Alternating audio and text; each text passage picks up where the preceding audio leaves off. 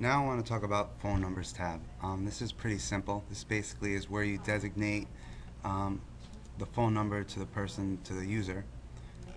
You can change this right here. It's pretty simple. You hit save changes, and then that number that was assigned to Thomas before got deleted, unassigned, and then you have to reassign it.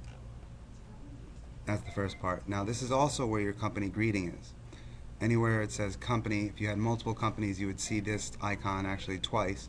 It would say company again, and then you have to click it. When you click it, you get a bunch of options. This is pretty cool. Now, your different options, greet callers by name. So basically, when a caller calls in, it's going to say, "Welcome back, Joe. If you'd like to speak with Thomas again, please press 1. If you'd like to speak with Amy, please press 2." And so on and so on. And then you could also announce the company name. Thank you for calling Strichco. And you can change this to thank you for calling Strichco, home of the American sausage. Now you can also do a custom audio. Um, Basically, this is, you can use a program called Audacity. You can just Google it. It's not too hard, but you need some training on how to do it. Just there's a bunch of YouTube videos how to do it, or there's a bunch of people on the internet that do it for say $10, where you can just do a custom audio. You type in what you want and then send it to them. They send it back to you in 2 days in the right format. Now routing is basically your choices are route based on the department or extension by the selected caller, which is basically what most people would do. Or you can do route all calls to this department, which is basically you can put all calls to sales if you just have one department. Now you can also do route calls differently after hours. So if you're out of the office at 4 and you don't want any phone calls after that, you could put 4 o'clock. If you're out of the office by 7, you can change it to 7. You don't want any phone calls after that.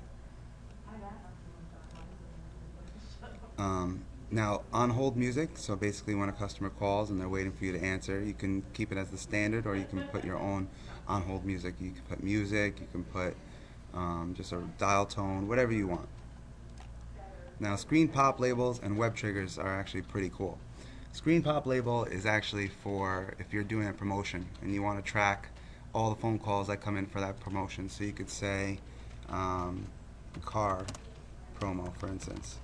And then anytime a phone call comes in, it will say car promo, so you know that it's a customer calling about the car promotion. You could also, I did it just for a business before. They had 2 businesses and they want to know when a caller's coming in to put in, I don't know, Florida real estate. So you know for this company, whenever people call on that line, it's going to be for Florida real estate. Web trigger is pretty simple. You just put a web address of, like a form. No, I apologize. Web trigger button is pretty simple. Basically, when you click the web trigger button for the URL that you actually pre-configure, that could be a web address of a form, of a script for that caller, for anybody that calls in that number, whatever you feel is fit for your business. And the URL to invoke is pretty simple. It's very similar to what the web trigger button is, but simply this will just automatically come up. You don't actually have to click it. Also send numbers when call diameter. Also send phone call data as parameters. It's just simply information to the URL, such as the caller ID, televate number, or call start time. Check the box.